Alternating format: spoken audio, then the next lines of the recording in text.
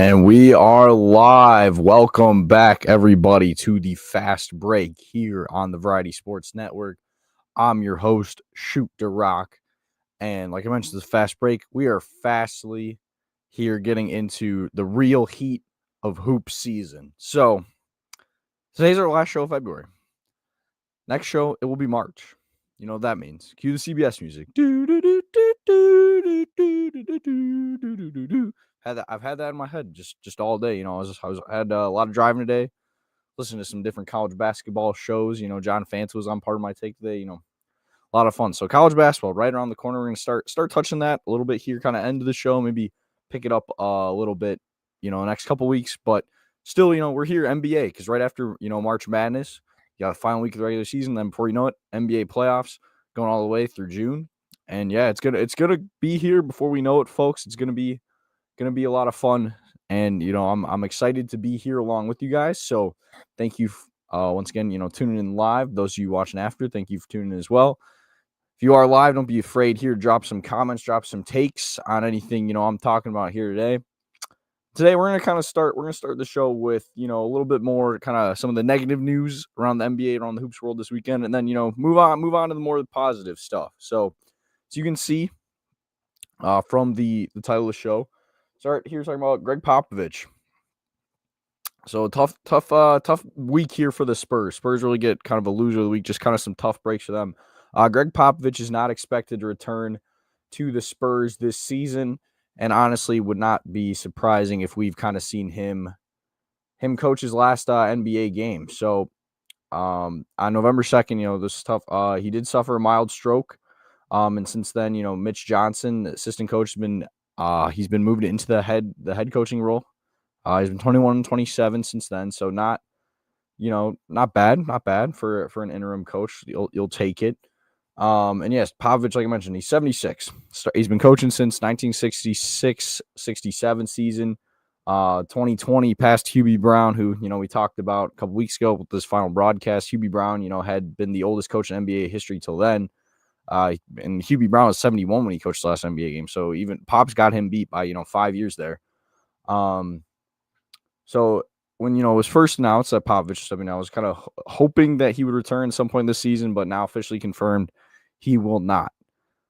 And that's tough. For the Spurs, he's, like I mentioned, he's been there forever. He's been their leader. I mean, when you think of Spurs basketball, like, yeah, you think of the Tim Duncans, David Robinson, Tony Parker, Manu Ginobili, but you think about Gregg Popovich right there, with all those names on the court as well. And that's kind of something that's actually they were talking about today. Dan Hurley, does he regret not taking the Lakers job? Well, in college basketball, like, coaches are probably more of the face of the program, face of the team. You think about more than anything. Obviously, yeah, like in the moment, maybe you think more players, but the players, there's such turnover. Where in the NBA, you're thinking about the player. Like when you think about the Lakers, you think about LeBron James, now Luka Doncic. You're not thinking, oh, JJ Redick, or like the Celtics. You're thinking Jason Tatum, Jaylen Brown. You're not thinking, oh, Joe Mazzulla. Like that's so it's definitely a lot more player driven league, player driven narratives. Whereas for Gregg Popovich, as legendary of coach he is, like I would say he honestly, when I think of the Spurs, might be the first name I think of.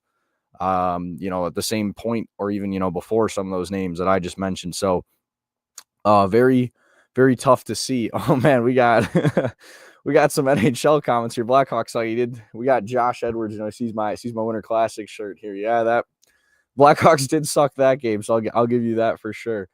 But yeah, so Coach Pop probably, or like confirmed, not coaching the rest of the season, and like I said, just being 76. He's been up there. It would not surprise me if he kind of steps down from the coaching role. He is the Spurs president as well, team president. So he is definitely going to stay like a part of that organization forever. Like you're never going to think of like, well, as long as he's living, like Coach Pop not being around the Spurs. I mean, even if it's not even an official role, I got to think he's always going to be there. I mean, he's a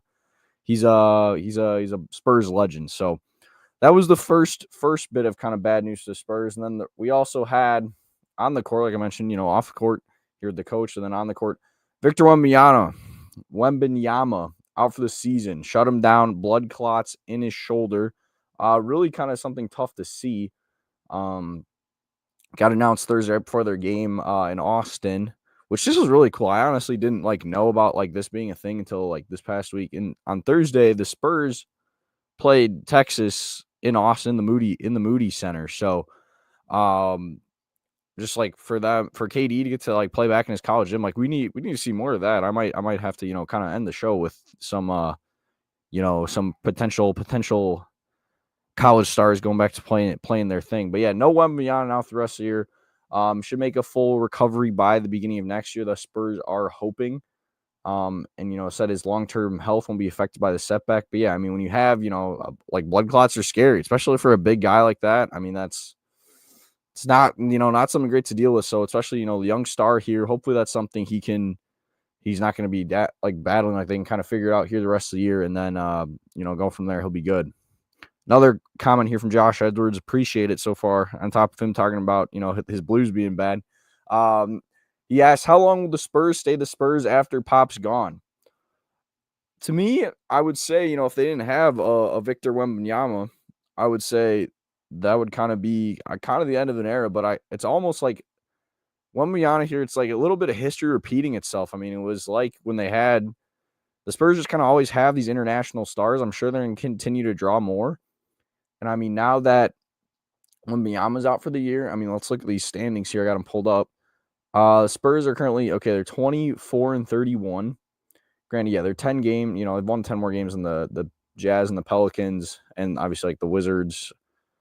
I don't, obviously they're not going to drop down that low, but I would put my money on now the Spurs are going to be a lottery team. The Spurs are not going to be in the play-in. If they somehow go on a run here, sneak into the play-in, I don't see them winning. So they're going to be a lottery team. What if the Spurs, it's like I said, when David Robinson got injured, they won the lottery, got Tim Duncan. What if the Spurs get Cooper Flagg? I'm not saying it's going to happen, but it's not out of the realm of possibility. So it really, I mean, it just kind of depends how they can kind of build around Wemby. And yeah, here we go. Josh Edward comment said as well. Do you believe Wemby can carry the culture into the future? I think so. I think he does kind of fit, once again, that kind of international star, international big man. He's one of those guys, man. Like you've seen already. He's going to be one of those guys. Free agents are going to want to come to San Antonio and play with him. That's a big thing is when you have a star, when you can draft a guy like that, just the impact he has on your franchise. I mean, you're selling merch, you're selling more tickets, you're more willing to go into these different, second aprons, luxury tax, stuff like that, to sign guys that want to play with him, because guys are going to see, damn, this kid is killing it down in San Antonio. He's just he's an alien. I mean, that's his nickname. He's an alien. People are going to want to go play with him. So I think if they can build a correct team, spend that money around Victor Wembanyama. Granted, yeah, now he's injured, out for the year, tough scenes, but if now a high draft pick can get another kind of, young guy to develop around him, then, I really liked their addition of Chris Paul this past offseason. But I think, even you could sign a superstar eventually. Like Chris Paul, obviously, great player, great veteran leader, was a superstar, top 10 player in the NBA, maybe at points in his career. Obviously not to that same extent anymore. But I really think, the Spurs will be just fine, even without Gregg Popovich. Granted, yes, it is going to be a loss. It is going to hurt. But I really think they're set up very well with, having Victor Wembanyama, having a generational talent like that on their roster, where they're gonna continue to remain to be a very, very good team. And I mean, let's be honest. The Spurs really, I mean, their last title was what, 2014? Yes, 2014. They've had a conference finals run. Granted, you had the Kawhi, you get stepped on, but I would honestly say since Kawhi left, the Spurs haven't been the championship contender Spurs. They've been in the mix. I mean, obviously, they had down years. That's how they got Victor Wembanyama. So it's not the Spurs have been just this dominant superpower. And granted, that's, pro leagues, it's how it goes. There's going to be ebbs and flows where, you're going to have your championship window, and then just because of, financial constraints or guys getting older, that window is going to close, and you're going to kind of have to go through a rebuild.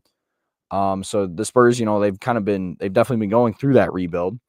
But now it's kind of starting. All right, can we start maybe, not the championship window quite yet, but starting to be, a contender, a serious player in the Western Conference again, where we're making playoff appearances, we're, maybe winning some series, kind of stuff like that. I think they're getting close to start. And I really think if all like broke right, this year could have been maybe that year where they were, like an 8 seed or something. But obviously now with this Wembanyama injury, Pop stepping down for the rest of the year. Who knows if he's gonna come back? Like I said, my guess is probably not. I think he's probably just gonna resume that kind of team president role and kind of step away from coaching. But who knows? You never know. So I think, kind of punt on the rest of this year, get another really, high draft pick to pair with Vic there. And I think, if not next year, the year after, I definitely would say the Spurs, like by then, really should be ready to be a playoff team, be competing, giving someone a tough series, if not winning a series or maybe even two, So I think the window, it hasn't quite opened, but it's starting to open where I think the Spurs will be just fine. I think they're a winning organization. Like I said, if Pop's staying, in that president role, I think the Spurs will be just fine. I think Victor Wembanyama is a great first piece where they're going to be able to find a lot to build around that. So moving on here then to kind of like I mentioned, the Spurs here, their window is just opening. They got this star that they're building around in Victor Wembanyama. We're going to switch to a team where the star they were hoping to build around has not worked out the way it has. So the 76ers, Joel Embiid, are exploring possible options, including surgery for his knee injury. They're currently consulting doctors for such a surgery for his injured left knee. It kind of came out yesterday. So both sides have hoped for progress in his condition, but, it's just not working. Like, he has not been playing well. And 76ers, man, they're a dumpster fire. It's not working well at all. Going back here to Vic real quick. Actually, we have from the Inglorious Batters podcast. That's a creative name. I like that. He said, Spurs are just fine if Pop retires. The window is open big time. I agree 100% with that. Like I said, I think, obviously we're hoping maybe for a little bit more of a step forward this year that they didn't take, but so be it. I think they can get another draft pick. I mean, Stephon Castle, they drafted last year, their first round pick. I'm really high on. I mean, you saw his bounce in the dunk contest, but just as a player all around, like I was high on him at UConn, won a national title. So yeah, the Spurs, like with Wembanyama, I think they're going to be just fine. I think they're going to be building something here pretty soon. But yeah, the Sixers on the other hand, they were hoping, they had the process, they trust the process, and honestly, like I think they made like the process worked. The players they picked did not pan out the way I thought they would, and really when you think of that, you think Ben Simmons, you think Markelle Fultz, but it's starting to be you're thinking Joel Embiid too, because like I said, so he's been getting injections. It just really has not led to any improvements. But yeah, honestly, like the 76ers, like I think their expectation was to be at like a championship contender this year. Really, it's just kind of ridiculous that they're not. I mean, adding Paul George, who's just been horrible, been honestly even worse than Embiid. Embiid just not playing. I mean, like they have Tyrese Maxey, who's a really good player. Like I really like watching him play. But yeah, Embiid has only played 19 of their 56 games so far this season. He's questionable to play against the Bulls tonight. I don't even let me check here. I can look and see if he is even playing. But yeah, he just hasn't been playing. And honestly, I don't really like understand the reason to have him keep playing, because now, if he keeps playing, so the 76ers now they're the 12th seed, I believe. Yeah, they got passed by Brooklyn, who beat them over the weekend. 76ers are 1-9 in their last 10 games, lost 7 straight. Like the Bulls are trying to give up the 10 seed. Like, I'm living here in Chicago, listening to sports radio, this is just how the Bulls are. Like the Bulls always kind of go around like playing playoffs, like right on the edge, keep all of the fans here, keep them coming to the games, just keep them like thinking they're in the mix, but they're really not. Bulls finally turning a bit of a corner, like made some trades, like unloaded at the deadline, and they do not want to be a play-in team. They're 2-8, lost 6 straight. But the 76ers haven't caught them. Like it should be like easy, like for Philly to catch them. Like how are they still behind the Bulls? The Bulls are currently trying to lose. Bulls are killing the 76ers. It's 133-86 here in the fourth quarter. Let me check. Like I said, I'm trying to look here if Embiid even played tonight. Does not appear he did. So yeah, he's just not playing. Just set him down, rest him for the rest of the year. As crazy as it is, like just punt on the season. Like you're not a championship contender. How this roster is currently constructed, they thought they were going to be going into the season. They're clearly not. I know, like, I forget what trade it was, but they're listening. I was listening to No Dunks today. They're talking about this. Like, 76ers traded a pick to OKC that's top 6 protected. Where honestly, at this point, like, the Sixers should just try to finish like in the bottom 6 of the league, so they get to keep that pick, rather than giving it off to OKC. But yeah, it's honestly just like disappointing, like what's happening here with Joel Embiid. I don't know how he's gone from, MVP caliber player, like just won the MVP 2 years ago. Granted, you could argue, was it voter fatigue kind of thing? Has he really ever been better than Nikola Jokic? I'm gonna say no. I've always personally thought Jokic is the better player, but like Embiid is up there. I mean, in this era where the big is not what it used to be in the NBA. It's not as, important. Joel Embiid's, set himself up when he's healthy, when he's actually playing. Joel Embiid is a top 10 player in the NBA. Like, he's a dominant big. He can stretch the floor a little bit with his shot.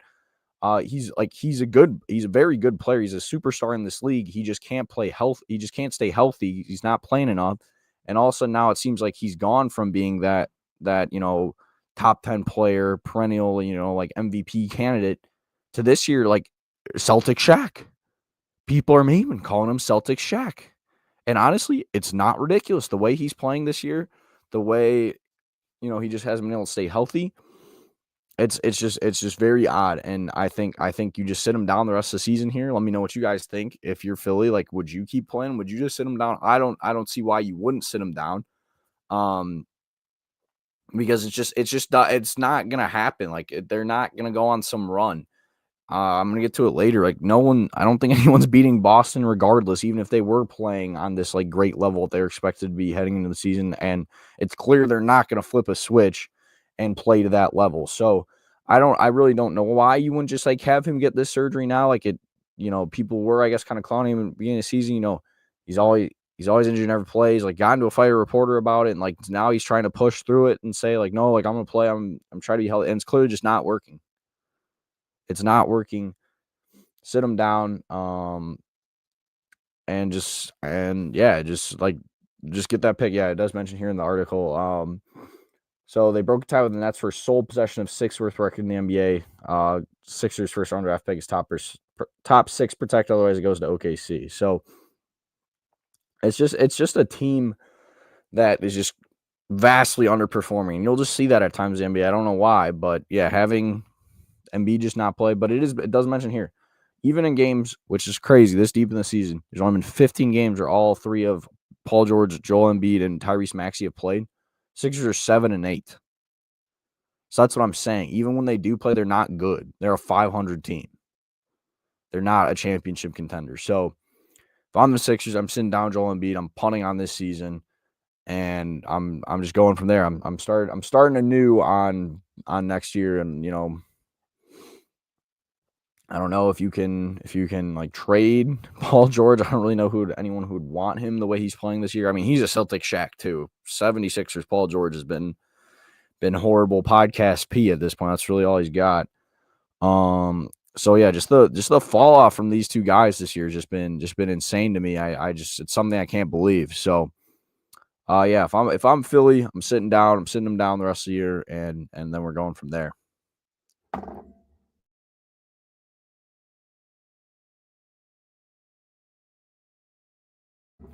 All right, so moving on here. Let me do the usual this week. So we'll talk some standings talk here. Throw these up here on the screen real quick. Add to stay. There we go. Beautiful. All right, so looking out east. So like I just mentioned, we'll start from the bottom this week. Like I just mentioned, you can now see Brooklyn has passed Philadelphia. They're 7-3. They're hot. They did just beat the Sixers over the weekend. I'm going to talk about kind of some of the bigger results, bigger games that kind of happened this past week. So if there's anyone specifically y'all got takes on or want to talk about, feel free to let me know in the comments. But yeah, Washington's very firmly last place at 947, then Charlotte, Toronto, and now Philly, Brooklyn. Then in the play-in, you have Chicago in 10th still. But yeah, Brooklyn only a half game behind them now. And Chicago, very bad, lost 6 straight. Granted, that's going to change tonight with their victory over the Sixers. 2-8 in their last 10. Atlanta, another team where like they're going to be a play-in team just because nobody's going to catch them. But them too, just not playing well recently. 4-6 in the last 10, lost 3 straight. But yeah, like I mentioned, 21 They're up 4 games on the Bulls, so they're going to be a play-in team. Then you have the Heat, 3-7, also not playing well, 29-26. Then Orlando, 29-30. They're in 7th as well. Honestly, that's a team where, it seemed like after last year, maybe a little bit higher expectations for the Magic than how they're playing. Really the surprise, and they're red hot right now. Detroit Pistons, 31-26, and in the 6th seed, they're 8-2, 6 straight wins. A lot of these top teams here in the East, they're hot. They're on some win streaks right now. You can see Bucks at 32-24 in 5th, 6-4 in their last 10 with 4 straight wins. Pacers have also won 3 straight. They're half game up on the Bucks at 32-23, 7-3 in their last 10. The Knicks, that is going to be kind of the one team I talked down on here a little bit. 2 straight losses, 2 lost over the weekend, but those two teams ahead of them in the Cavs and the Celtics. They're now 37-20 on the year, and then Cavs leading the East pretty handily by 6 games, still 47-10, 9-1 in their last 10, 7 straight wins. Boston, though, right on their tail. I mean, 6 games back at 41-16, but also 9-1 in their last 10 with 5 straight wins. So out East, a lot of teams very hot. So gonna be interesting to see how that finishes out. Then going over here to the West, same thing. We'll start at the bottom. Pelicans are still in last by half a game, 14-43, 2-8 their last 10. Did see though Zion, he's down to 264 pounds, is lowest weight since he got drafted. So look at Zion getting in shape. Maybe finally ready to go for the Pelicans next year, where they can get back into the playoffs, be competing. Jazz 14-42. Blazers are 24-33. Spurs 24-31. Like I said, I think they're going to continue to drop here without Wembanyama. They're 3-7 their last 10. The Suns now find themselves on the outside looking in, as they're 2-8 in their last 10 at 27-30. So that's another team, like they're just kind of Sixers level as well, where it's like they have all these really good players where they should be better than they are, but they just haven't put it together. So Sacramento has jumped into the 10th spot. They're 500, 28-28.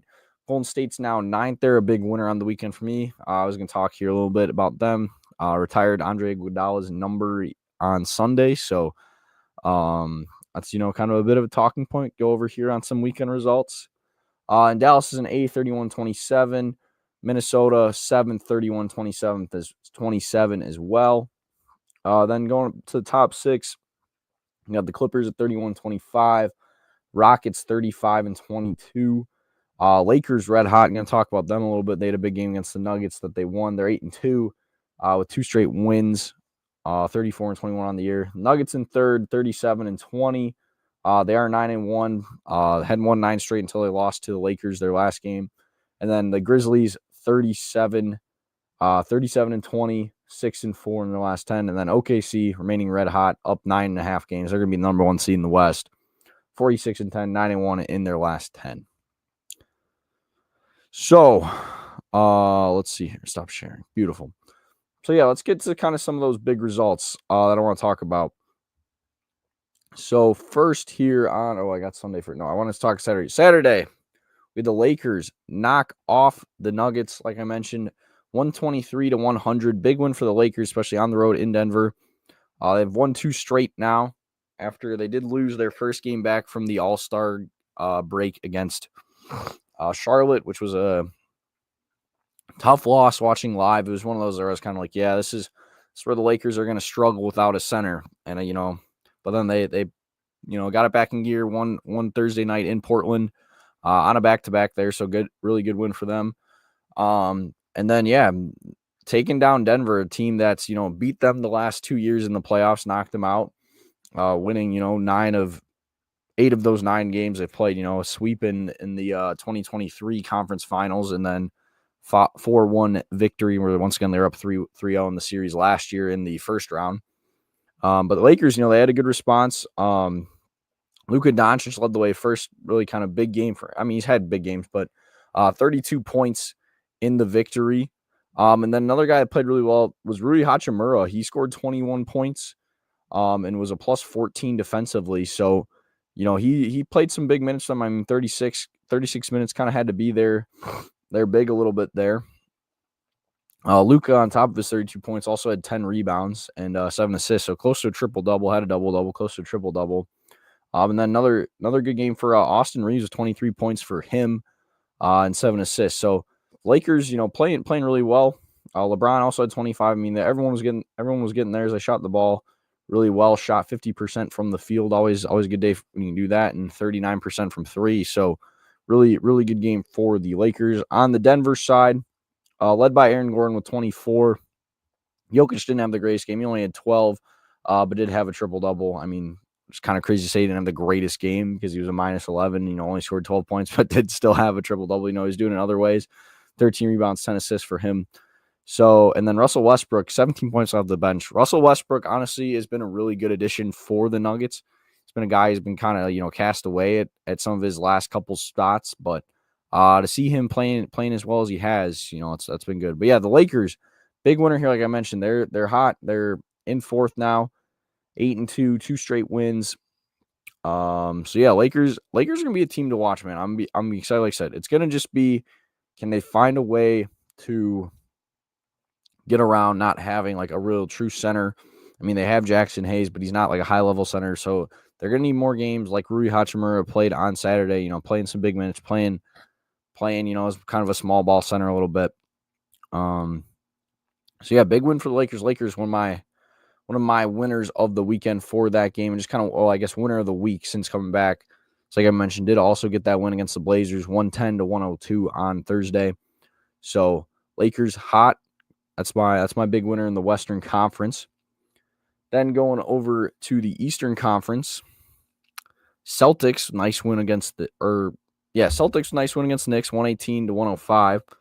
Trying to think how I talk about this. The Celtics, like I said, I think they're the team that, to me, they're the team to beat in the East. I know Cleveland's currently in first, but it's one of those, until someone knocks off the champ, I'm not picking against them. And the Knicks were a team that, they're looking to knock them off, and they just couldn't do it. Boston, won all 3 games against the Knicks so far this year. Really, kind of dominating win this past weekend in this game. I mean, all these games really have been dominant wins. I mean, 132-109 on opening night. Back February 8th, 131-104, and now 118-105. I mean, this is the closest game, and even that, it never really felt like super close. It's like the Celtics led pretty much the entire game. So, just kind of looking here at the box score real quick for that one. Celtics led by 25 from Tatum, 15 from Porzingis, Derek White at 19, Jaylen Brown at 24. Like, the Knicks just did not have an answer for Boston's kind of 2 big stars there. And in the playoffs, you're going to have to find a way to. So, Boston, man, just good win for them. I mean, really not a whole lot to say. I guess more I should kind of get into this here. More of my concern here is with the Knicks. Like I mentioned, tough weekend for them. They lose to the Cavs Friday night. Even bigger loss than they lost to the Celtics on Sunday. So yeah, 142-105 loss on Friday night to the Cavs. 36-point win, just kind of crazy. Kind of crazy that, two of the top teams in the East and the Knicks are just kind of getting dominated that bad. Leading the way for Cleveland, Donovan Mitchell had 27, Evan Mobley had 21.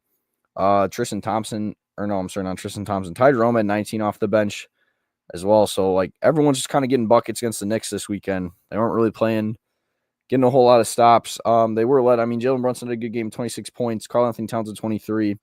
Karl-Anthony Towns on, like, Sunday, like, he was, like, clearly injured and went back in the game. And that's kind of, like, the one problem with Thibodeau. He's a very good coach. I love Coach Thibodeau. Sometimes he just relies on his starters, I think, a little bit too much in the regular season. And that's kind of, a lot of teams, trick up their sleeve in the playoffs. Like, okay, we're gonna rely more on our starters. But the Knicks just kind of all the time rely on their start. I mean, all these guys played 28 plus minutes in this game. Honestly, I think the one on Sunday was worse, just because it was like, this was a blowout. The game Sunday was a little bit closer, so I believe the guys played more. Let me switch back over here, look that up. Yeah, the lowest amount of minutes played by a starter on Sunday was Mikal Bridges with 28. Everyone else played 35 from OG Anunoby, 41 from Towns, 38 from Brunson, 40 from Hart. Miles McBride did have 27 off the bench, but everyone else like 15 minutes or less. So the Knicks, I just don't think they're going to have kind of an answer where I do think they are, a top tier team in the East. Like I definitely think they win in the first round. They're going to play the Pistons. That's the team we'll talk about here in a sec. Because, like I said, they're hot, had a really good weekend as well. Looks like they're up here tonight on the Clippers as well, about to get a W there. But yeah, the Knicks, man, there's just, I mean, yeah, you obviously, only play 5 guys on the floor. I just don't know if they have the 5 guys that are talented enough to go up against, especially Boston. They definitely don't against Boston, maybe against Cleveland, but this weekend I just really didn't see it, and I don't think they're going to get lucky enough to play Cleveland in the second round unless, they fall to that 4th seed, which I don't think they want to. Because then, I mean, you're looking at playing Milwaukee. I mean, they're 4 games up on Indiana and Milwaukee. And yeah, that too, I mean, could potentially play Indiana, who knocked them out of the playoffs last year. So I don't know if that's, again, a team you want to play. I think, their best matchup, while it does then draw the Celtics in the second round, their best matchup in the first round is against the Pistons. Like you want that matchup for sure. But yeah, the Knicks team I'm kind of low on here. So then let me get back to, like I said, mentioned team out east that's hot, playing well, the Detroit Pistons. 2 big wins over the weekend, beating the Spurs 125-110 on Friday, and then a 5-point win against the Hawks. Like I mentioned, that's part of now. It's 6 straight wins, about to be 7 after knocking off the Clippers. So kind of let's look at that box score of the Spurs game on Friday. Led by Cade Cunningham, man. He's been playing really well. 25 points and 12 assists for him in the victory. Jalen Duren had a really good game as well with 21 points, 15 rebounds.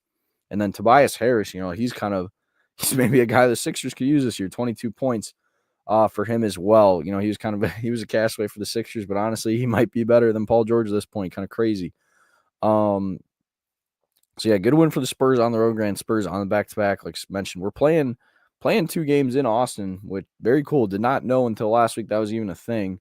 I don't really think there's not really any like notable Texas guys on the Pistons. But yeah, for Kevin Durant to be playing back in his college gym, very, very cool for him. But yeah, then just getting back here to the Pistons. Then yeah, their win yesterday, 148-43 on the road against the Hawks. Another really good game for Cade. 38 points and 12 assists, 7 rebounds, so almost had a triple-double. Him and Trae Young were going back and forth. Trae Young also had 38 with 13 assists. So yeah, Pistons red hot, man. They're a fun team. They're a young team. Really excited to see that their step they've taken this year. After last year, they were kind of a meme in the NBA. The Wingstop Pistons, when are they going to win? Get the free wings and the win streak kind of thing. Everyone was clowning on them. I mean, the Kyle Kuzma tweet, at this point, you don't want to be that team. Well, at this point, I'd rather be that team in the Pistons than the Wizards this year. Kyle Kuzma not on the Wizards anymore. So, Pistons playing some good ball, high on them. Like I said, honestly, them against the Knicks could be a really, really good series. I'm excited. Like I said, I'd probably take the Knicks in that one just because I'm a firm believer in the NBA. You really have to like kind of take your lumps in the postseason before you're ready to kind of perform at the next level to, go on a run. So I think I'm taking the Knicks over the Pistons, but honestly, I could see it being a really competitive series. I mean, to watch, Cade Cunningham, Jalen Brunson go back and forth, I think could be a lot of fun to watch. So, yeah, high on the Pistons right now. And then going back out west here, the other team I want to kind of touch on from this weekend, the Golden State Warriors retired Andre Iguodala's number 9 last night. Kind of first guy from their dynasty teams to get his number retired. And honestly, let me know, what do you guys think? How many other Warriors players do you think end up getting their number retired? I mean, obviously Steph Curry. I mean, the fact that they did it against Klay Thompson, the Mavericks, I got to think Klay. Draymond, as much as he drives me nuts, I got to think Draymond. But, are there any other guys? I think if Iguodala is going up, I think Draymond's going up. I think Curry's going up and go Klay. But yeah, I don't know. Let me know if you guys think anyone else will be going up there. But Warriors pick up a good win as well in the game, 126-102 against Dallas. Steph Curry, prime Steph Curry, 30 points for him. in the victory. Jimmy Butler also had 18. Jimmy Butler's been playing really well since getting to Golden State. It's been a really good addition like that. While, I didn't love the way Jimmy handled trying to get out of Miami, I think him now finally being there, it's clear he's enjoying basketball more. He's playing better. So it's been a good addition with that. Brad Pajemski had 17 as well and 13 rebounds. So he was playing well, getting scrappy out there on the glass. So yeah, good win for the Warriors that, wraps up their season series with Mavericks, even, 2-2 split. It's a team, they're kind of in contention here for the play-in seeding, stuff like that.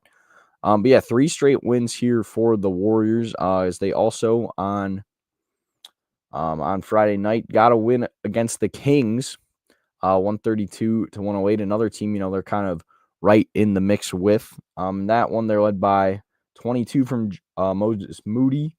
Brandon Pajemski had 21. Buddy Hield was actually the leading scorer with 22 off the bench, including 5 threes. So, he was hot. He's, a good kind of role player for them.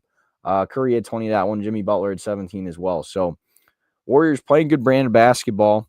They're like I said, 3 straight wins, kind of battling for that for play-in seeding, looking to be a play-in team. Like I said, I think they're gonna be in the play-in tournament no matter what. I don't think they're gonna get into the playoffs, but see them playing well. Definitely a winner of the weekend for me.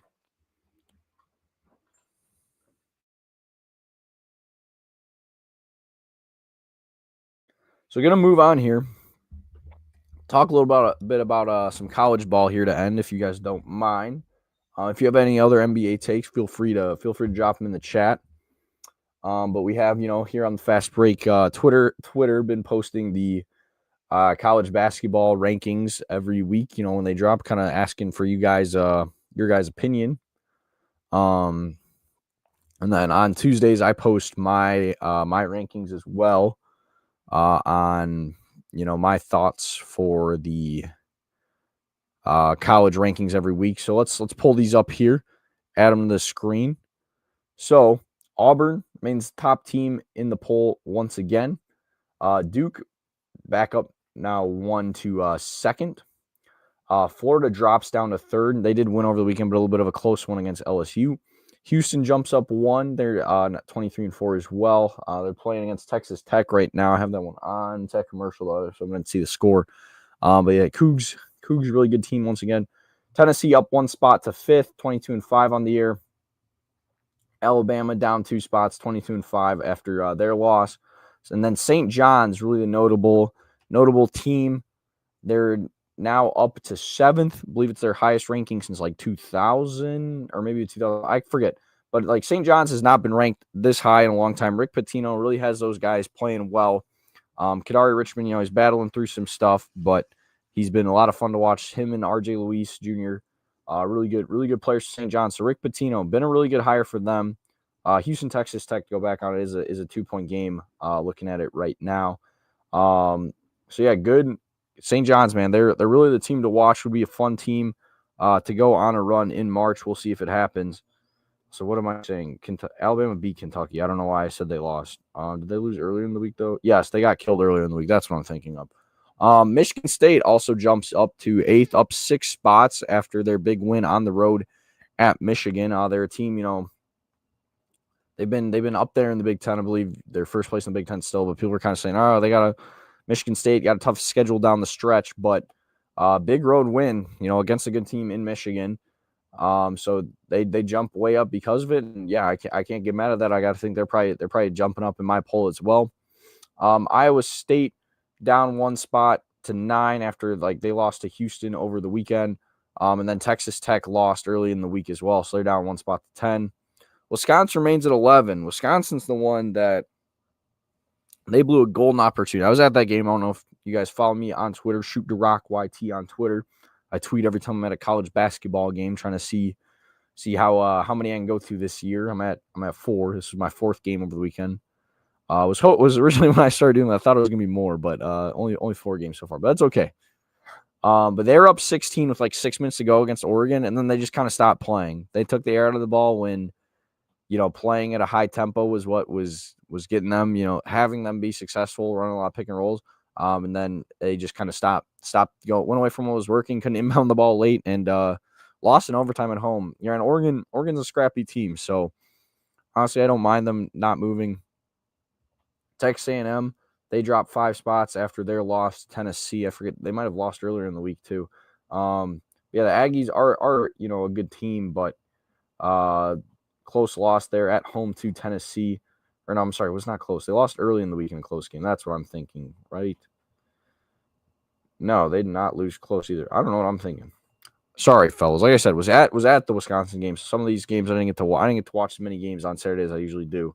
I'll be at 2 losses for A&M on the weekend, drops them down 5 spots. Clemson up 5 spots after some good wins for them, 22-5. Then we got Missouri up 1. Michigan drops 3 after the loss to Michigan State. Maryland up 4 spots are 21-6. Kentucky remains put after the loss to Alabama. Memphis jumps back up 4 spots. Louisville at 19 up 6 spots. Then Purdue drops after their loss to Indiana. Upset win for the Hoosiers. Marquette, they drop 5 spots. Arizona drops 3 after a bit of a controversial ending against BYU. A foul call that maybe shouldn't have been called. And then, things got a little ugly there. But they drop. St. Mary's up 3 spots to 23. Got to give the Gales some love. They sweep Gonzaga, clinch the West Coast Conference regular season title. So Randy Bennett really got those boys playing well once again. Mississippi State dropped down 3 spots, 24, and then BYU into the rankings after their win on the road against Arizona. So big kind of results on the weekend. St. John's, man, it was their win Sunday at the Garden. There's 2 really kind of big games at the Garden this weekend. Both now, while hyped up, neither of them really ended up being like close great games. But St. John's 89-75 win against UConn. Knocking off 2-time defending champions. Granted, bit of a down year here for UConn. Granted, obviously hard to replicate winning 2 straight national titles, but St. John's, they're legit. If they weren't legit, they would have lost this game. They're legit. 89-75 win, like I mentioned. Zuby Ejiofor was their leader with 18 points. RJ Lewis had 14. Aaron Scott had 13. Kadari Richmond also had 18. And then Devon Smith with 12. So really balanced scoring all around from St. John's. Just a good game by them. On the UConn side, they're led by Alex Caravan. He's been there the past couple years. He's led 17 points, 7 rebounds. Solo Ball has kind of been their lead guard. He had 15 points. Then Leo McNeely, their stud freshman, 14 points, 9 rebounds. So yeah, UConn, battled hard, but St. John's, like I said, they're legit. They're a very good team. And they showed why on Saturday. I mean, in St. John's, they're not the greatest 3-point shooting team. They shot 42% from 3 in this game. So, finally starting to get it clicking, especially in their home gym. Granted, a lot of UConn fans do try to claim Madison Square Garden as like a UConn arena, but it is quite literally St. John's home gym. And, they showed out in the Garden. Big win for them. Just kind of looking through anything else here. No, I mean, rebounding all pretty even. St. John's did have 24 points off of turnovers, forcing some turnovers, playing good defense. But yeah, everything else, pretty even. I mean, led by as many as 22. So they dominated this game. Really good win for the Red Storm. And then the other big game in the Garden over the weekend. This one I didn't get to watch. So like I said, was in Madison watching basketball, and then I went to the hockey game Saturday night. But I don't think I missed much because Duke just absolutely destroys Illinois 110-67, handing the Illini their largest loss in program history. This is one where the ACC is down this year. I'm gonna keep it 100. The ACC is down. They're not the same basketball conference they used to be. I mean, it hurts, losing all these coaching legends they have the past couple of years. And Virginia, Miami, schools like that having down years. I mean, UNC might be a tournament team. We'll see. So a lot of people have kind of said, Duke, Cooper Flag, are they good? Yeah, but they're doing it against a kind of weak conference. Let's wait. Let's see what happens when they play, a Big Ten team, play a real test, on a neutral site game, Madison Square. Let's see what happens. A 43-point win is what happens. Granted, once again, now, goalposts can move a little bit. Illinois down here, underperforming, kind of stuff like that. Well, Duke just keeps passing every test. Granted, yes. Have they had 3 losses that have all kind of ended in similar fashion. And it isn't, maybe a little concerning that they're not playing a ton of close games. They've really only had 2 in conference play, in Wake Forest and Clemson. Granted, I guess you'd kind of say NC State was a close game as well. And one of them they did answer and win. The other, Cooper Flagg slipped once again, kind of choked down the stretch. But just absolutely dominant win. Like this game was never in doubt. Leading scorer was Isaiah Evans off the bench, really good freshman. But yeah, like I said, he knows his role. He comes off the bench, plays really good 6-man, 17 points for him, 3 of 5 from beyond the arc in his 18 minutes. Starters led by obviously, Cooper Flagg, once again, 16 points for him with 7 rebounds, 5 assists. Con Knippel, their sharpshooter, kind of 3-and-D guy, he had 15 points on 1 and 2 from 3. Who else? 13 points from Khan Malawach, another really good freshman for the Blue Devils. And then 12 points from Tyrese Proctor, 11 from Sion James. Yeah, just kind of overall like pretty balanced scoring from the Blue Devils. So that was really, kind of dominating win for them. Illinois on the other hand, led by Trey White, 16 points. And then Kasparis Giacchionis, who's their kind of star player, going to be a lottery pick, had 14 points as well. So like I mentioned, not Illini are not, kind of what they have, what maybe they're expected to be, 17-11 now on the year. It's a little bit of a down year for them, but Duke just absolutely dominating win. The Blue Devils, man, they're going to be a tough team to beat in March. I mean, if you had to pick, let me know what you guys are picking too here. Those of you guys who are college basketball fans, because this has been a big debate lately. If you had to pick Auburn or Duke, Auburn, one of those two, or everyone else to win the NCAA tournament, who are you picking? Are you going Auburn, Duke, or the field? I'm probably going Auburn, Duke. I think they're that good. I think Florida, that would be kind of the team that I'd fear the most. Alabama's up there as well, but Auburn's kind of proved like they can handle Auburn. Alabama also now has like 5 losses on the year, whereas Duke's 24-3, Auburn's 25-2.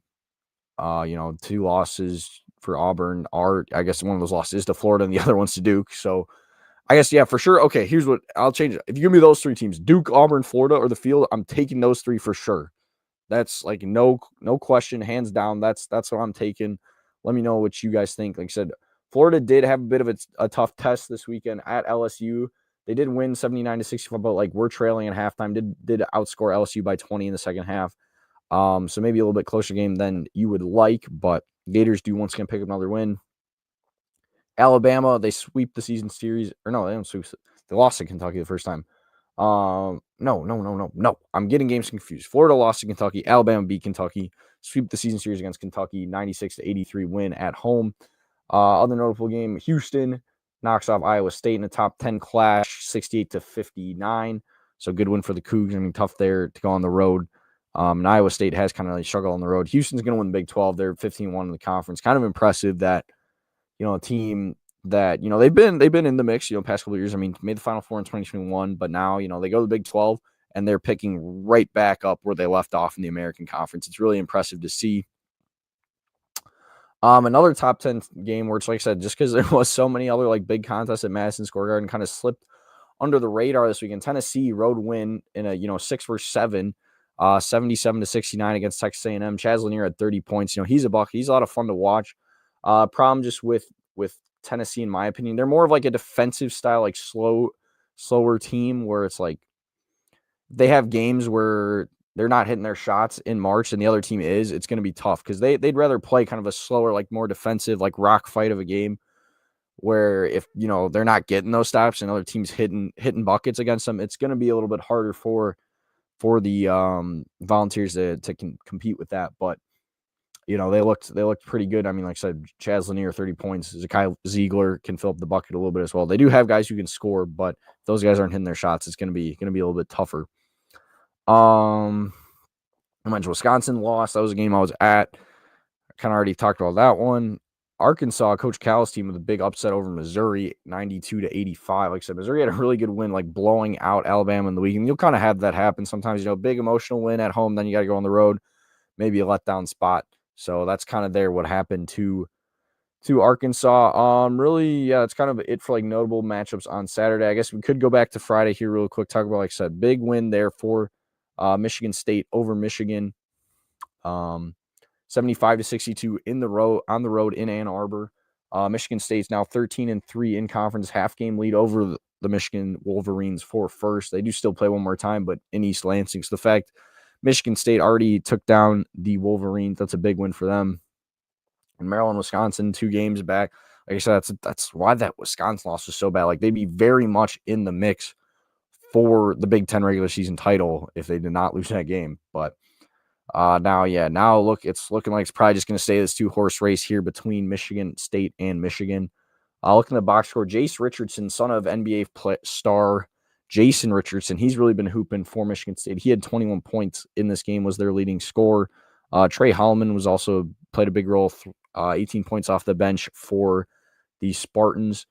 Jeremy Fears Jr. is a really good guard for him. He had 10 points, 11 points from Jaden Adkins as well. So very, very balanced scoring for the Spartans on top of, Jace Richardson's big game. Had a lot of guys step up.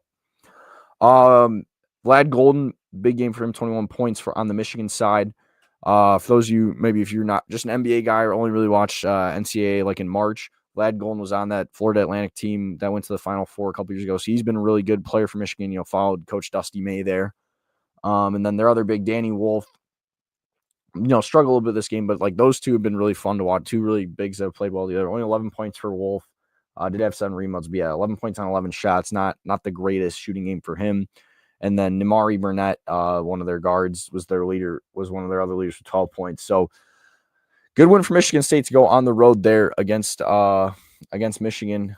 Now probably pretty firmly control the Big Ten. Big Ten is going to be such a rock fight. It's one of those conferences where the teams just kind of beat up on each other, and I don't really think there is any like national championship caliber team in the Big Ten this year, kind of like Purdue was last year with Zach Edey, just because no one has a player of that caliber. Granted, I mean, John Tonje could be a first-team All-American. He's going to be an All-American, could be first team. I mean, Vlad Golden's a really good solid player, like I'm saying here for Michigan. Michigan State, like I said, Jace Richardson's really like stepped up here. But like, they do have like kind of some more key guards that like help out as well. Like I would say they're really more of a deeper team than just having one star player.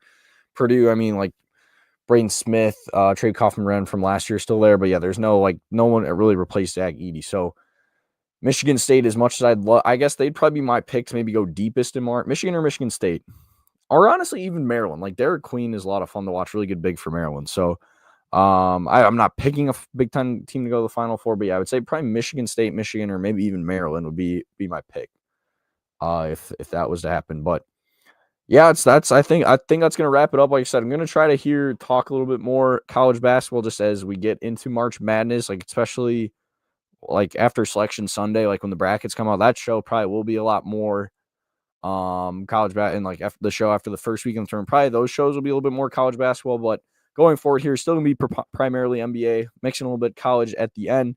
So yeah, it's been a lot of fun. Hope you guys enjoyed. Thank you so much for watching. If you're watching live, appreciate you commenting. Don't feel free to, if you haven't already, make sure to like the video, subscribe to the subscribe to the channel. If you're watching live or watching after, make sure to follow us, here on X. That's gonna wrap it up. Thank you guys so much for watching, and I will see you next week. Peace.